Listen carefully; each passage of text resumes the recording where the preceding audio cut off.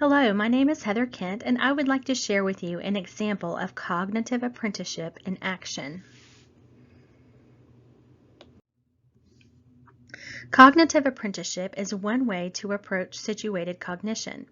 It's based on the idea of traditional apprenticeships that have been around for thousands of years.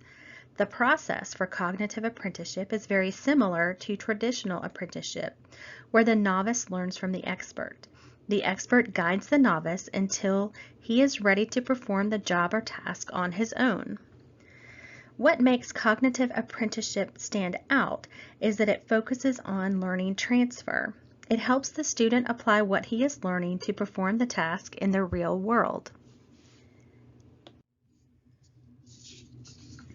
Let me share a real-world application of cognitive apprenticeship.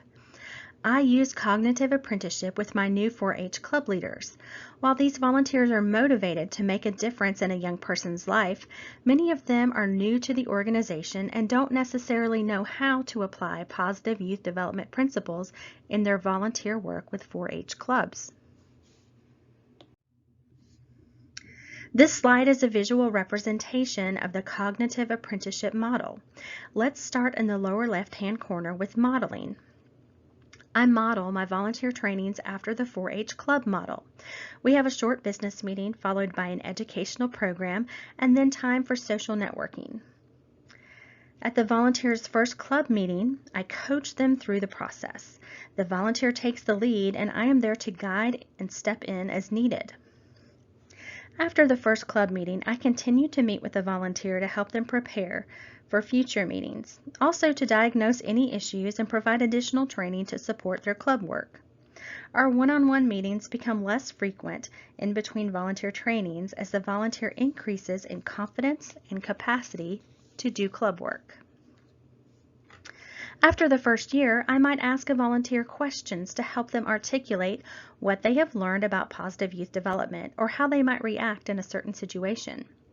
Annually, we conduct a volunteer review to reflect on what worked well in the club and what didn't. We use this time to set goals for the club for the next year. Finally, after a volunteer has mastered the club basics, he or she might be asked to mentor a new volunteer. When they're able to teach someone else, then I know they have the skills that have transferred.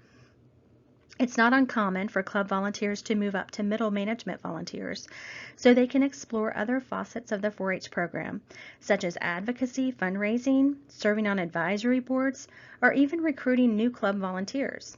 When the volunteer reaches the level of exploration, the cognitive apprenticeship is complete, and the volunteer begins to apprentice another volunteer. The cognitive apprenticeship model is a good choice for teaching new 4-H volunteers because it fosters engagement, mentoring, and collaboration.